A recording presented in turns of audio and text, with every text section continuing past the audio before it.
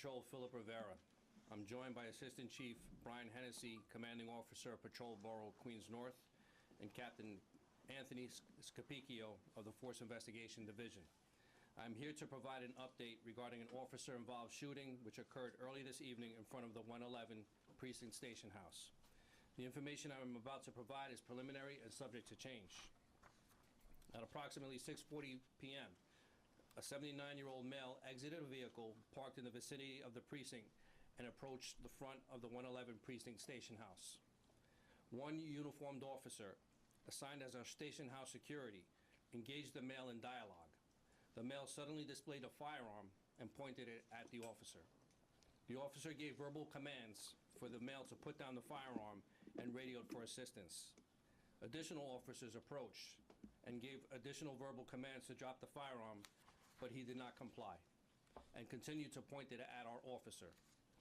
After the de-escalation techniques were unsuccessful, 4 officers discharged their firearms. The male was struck numerous times. A loaded Cobra .38 special firearm was recovered at the scene.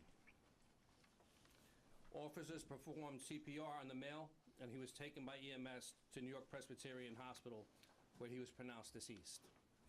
The discharging officers were transported to an area hospital for evaluation.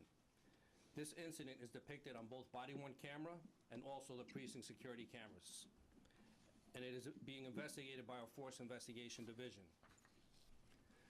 Our officers are confronted with extremely dangerous and unpredictable situations, and they attempted to de-escalate this situation multiple times.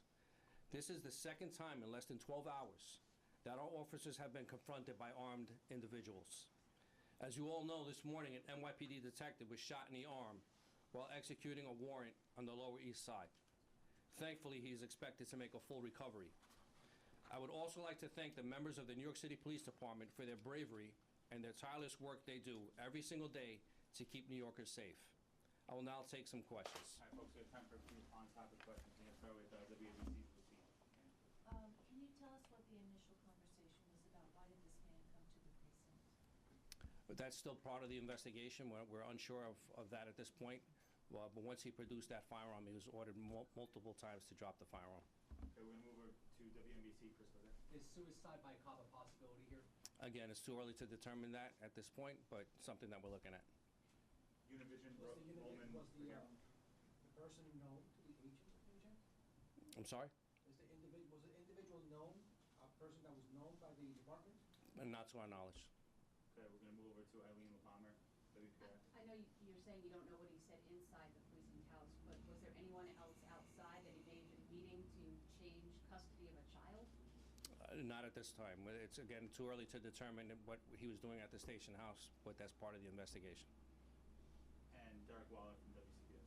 I just want to know, how long was this interaction from start to finish? It was pretty instantaneous. He exited his vehicle, he approached our officers, and despite, the station house security officer, despite numerous commands, he did not drop the firearm, and unfortunately, the officers had to act.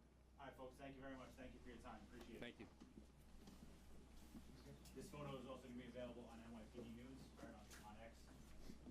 79-year-old.